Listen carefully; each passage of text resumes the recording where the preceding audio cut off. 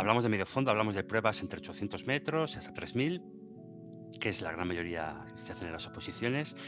Y el primer punto, tu opinión sobre la importancia, que la tiene evidentemente, pero ¿cuánto del tiempo de contacto del pie en el suelo? ¿Cuánto de importancia para ti tiene y cómo mejorarlo?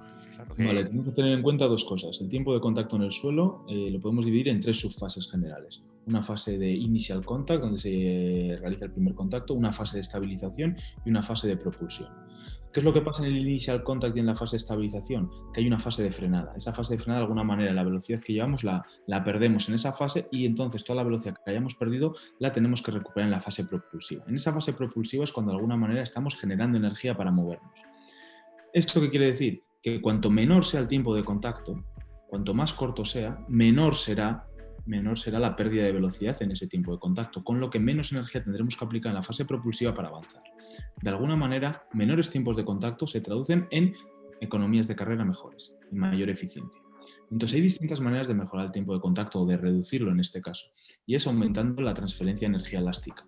La energía elástica que nos dan nuestros tendones, que es una energía metabólicamente gratuita, entre comillas. Entonces, una manera óptima de optimizar esto sería, por ejemplo, el trabajo de pliometría o el trabajo de fuerza que aumenta un poco la rigidez, el tono de, digamos, de los músculos, en este caso, pues sóleo y gastrocnemio principalmente, o incluso pues la fascia del pie, etcétera, toda la reactividad que consigamos a nivel de tobillo, especialmente con ejercicios pliométricos, multisaltos, multivallas, técnica de carrera, etcétera, incluso trabajo de fuerza, sentadillas con saltos, etcétera, pues será una manera eficiente de trabajar esa parte, mejorar nuestra economía de carrera y con otras bondades que supone el entrenamiento de fuerza, obviamente. Sí. El entrenamiento de fuerza para el atletismo no es únicamente mejorar economía de carrera, es reducción de la incidencia de lesiones, es mejorar la capacidad de asimilar entrenamiento, etcétera, etcétera. Esa es la clave.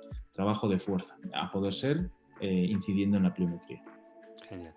Apoyo del pie, talón, punta, antepié. Más que atleta de élite, hablo para atletas que hemos hablado antes de grabar el vídeo de que conoces muchos opositores y tienes muchos amigos que son policías, bomberos. Eso es.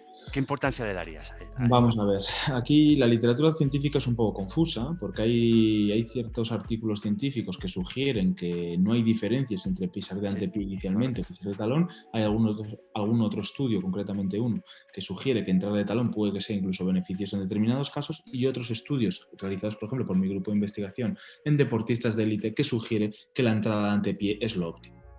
Entonces, desde el punto de vista de rendimiento, ¿qué es lo que pasa? Que es muy, muy natural el estilo de correr. Entonces, si una persona de manera natural entra de talón, por ejemplo, lo que se llama heel strike, el cambiarlo, si no es un atleta que tenga un objetivo competitivo en el mundo de la carrera a pie, probablemente le suponga un gran quebradero de cabeza. Hay maneras de hacerlo, ¿eh? Por ejemplo, hay protocolos de 8 semanas de entrenamiento barefoot que de alguna manera te consiguen el switch de heel strike a forefoot strike. Y es básicamente porque si tú corres descalzo y entras de talón te vas a hacer daño. Entonces, como estamos acostumbrados a correr con zapatillas con determinado cushioning, con bastante entresuela, etcétera, pues como no duele, pues es un estilo que no penaliza. Sin embargo, si corriésemos con zapatillas muy minimalistas o descalzos sí dolería, con lo que de manera inconsciente acabaríamos haciendo el switch al otro estilo. ¿Merece la pena realmente para un opositor? Probablemente no. Probablemente no, porque de hecho hay atletas de super élite que llegan incluso a pelear por medallas en campeonatos internacionales y tienen estilos heel strike.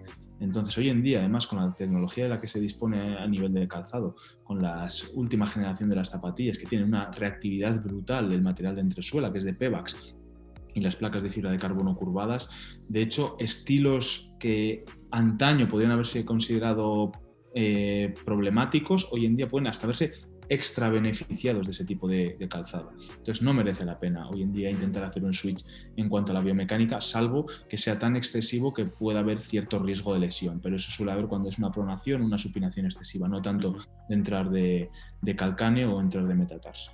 Lo que para mí quizás es más importante, o seguramente, es el evitar el overstriding y relacionado con la frecuencia, además. ¿Qué opinarías sobre ello? La Sí, gente que no ver, sepa, el overstriding es apoyar el pie sí. más adelante del eje de centro de gravedad. Sí. ¿Qué es lo que ocurre con el tipo con el overstriding? Normalmente, y esto se ha visto en laboratorio, que Cuando a un deportista le modificas de manera consciente su longitud de zancada, su frecuencia de zancada, su economía de carrera empeora.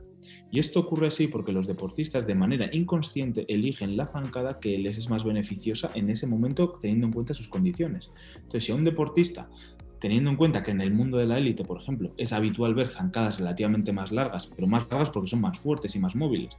Entonces, si una persona que no tiene igual esos niveles de fuerza o esos niveles de técnica intenta, porque la élite corre así, aumentar la longitud de zancada, por ejemplo, probablemente lo que consiga es, curiosamente, el efecto opuesto al deseado, que sea reducir su economía de carrera y reducir su rendimiento.